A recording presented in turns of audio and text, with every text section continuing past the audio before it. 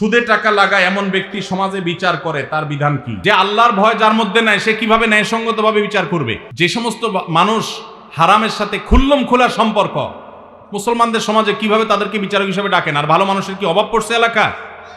সুদখোর ছাড়া ভালো মানুষ কি নাই এলাকায়? তাহলে কেন সুদখোরকে দিয়ে বিচার করতে হবে? এই রকম আসামি থাকলে তার নিজেরই তো বিচার করা উচিত, সে আবার কিসের বিচার করবে? মুসলমানদের সমাজে হারামখোররা কখনো বিচারকের আসনে বসতে পারা উচিত না। মুসলমানদের উচিত এগুলোকে সতর্ক করা, এগুলোর ব্যাপারে সতর্ক থাকা। আল্লাহ আমাদেরকে তৌফিক দান করুন। যে সমস্ত মানুষ হারামের সাথে খুল্লম খোলা সম্পর্ক, মুসলমানদের সমাজে কিভাবে তাদেরকে বিচারক হিসেবে ডাকেন? আর ভালো মানুষের কি অভাব পড়ছে এলাকা? সুদখোর ছাড়া ভালো মানুষ কি নাই এলাকায়? তাহলে কেন সুদখোরকে দিয়ে বিচার করতে হবে? যে আল্লাহর ভয় যার মধ্যে নাই সে কিভাবে ন্যায়সঙ্গতভাবে বিচার করবে? কিভাবে আশা করা যায়? আল্লাহ আমাদের ভাইদেরকে সবাইকে হেদায়েত দান করুন।